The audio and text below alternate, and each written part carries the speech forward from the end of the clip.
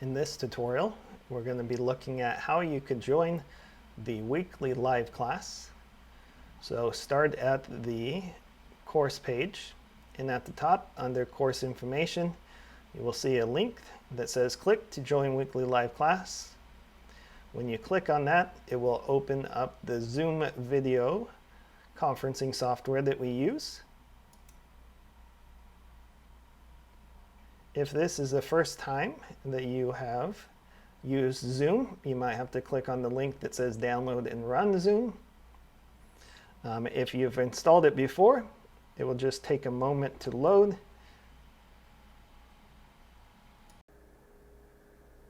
Once Zoom has loaded, you will see a screen that looks like this. It will also have the teacher video up and any other students that have joined already. So I'm just going to go through a few of the basic features that you're going to use. So the first one you should notice is on the bottom left, there's the unmute button. So by default, we mute everybody as they join the class just to reduce the background noise. And we ask that students stay muted unless they are actively answering a question, asking a question, or participating in an activity. It just makes it a much more pleasant environment, so you don't just get the random background noises from different students. So there's two ways for you to unmute yourself. You can simply click on the unmute button and it will unmute you. If you are using a computer or laptop, you can also press on the space bar and hold it down. And as long as you're holding the space bar down, then it will temporarily unmute you. And then once you let go of the space bar, it will automatically mute you again. The next button is the Start Video button. So we ask students to have their video on during class. It just allows us to be able to make that connection between teacher and student and fellow classmates. It really allows us to have a more connected feeling when we do these virtual classes. So if you click on the Start Video, then your video will show up. You could also click on this up arrow and choose a virtual background. So the virtual background can be any kind of image. Try to make it so it's not too distracting. My favorite one to use is this picture of a beautiful library. So it kind of makes me feel like I'm sitting in a nice coffee shop or something. So that's usually a one that I'll use. Or sometimes I just choose a virtual background that goes with the topic that we're teaching.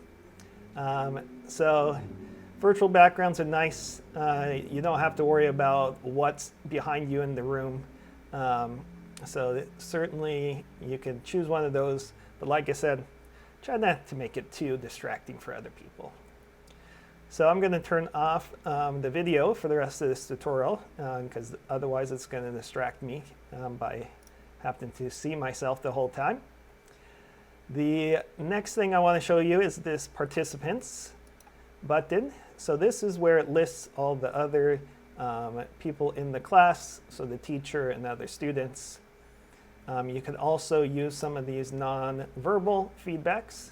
So if the teacher is using them, then you could click on raise hand and it will put a little icon next to your name.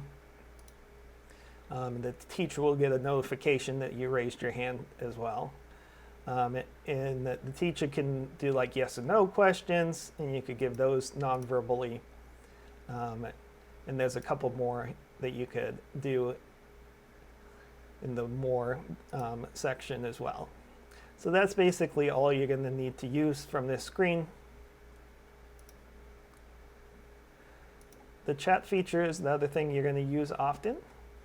So teachers sometimes use this to get some answers from the entire class, or maybe you're doing a project with another student and you can communicate through chat. So the one thing you want to make sure that you understand is who you're sending the message to. So next to the to, if you click on that, there'll be a drop down of all of the names of the participants. So it's either a message to everybody, or you could select one of the people in class to send the message just to them. So make sure that you pay attention to that. So if you have a question that you're meaning to send to the teacher and only the teacher, it doesn't get sent to everybody by mistake. Also, sometimes the teachers will turn off the feature to be able to send messages to other students, just as a way to help everybody stay focused. So if you notice that you only have everyone and the teacher's name in the drop down, then the teacher has probably changed the settings so that you could only send it to either the whole class or to the teacher themselves. These other buttons we don't use too much, but I'll tell you a little bit about them. Share screen just allows you to share your screen.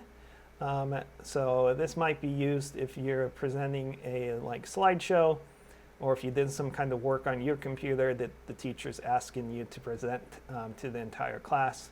So you click on this button and then you choose which of the windows you want to share. The record button allows you to record the lesson if you would like, and then reactions just are some other nonverbal ways of reacting to what's going on. So those are the basic features of Zoom. So the teacher will explain to you any other advanced features that they might be using, but for most of the classes you'll only need to know about these ones.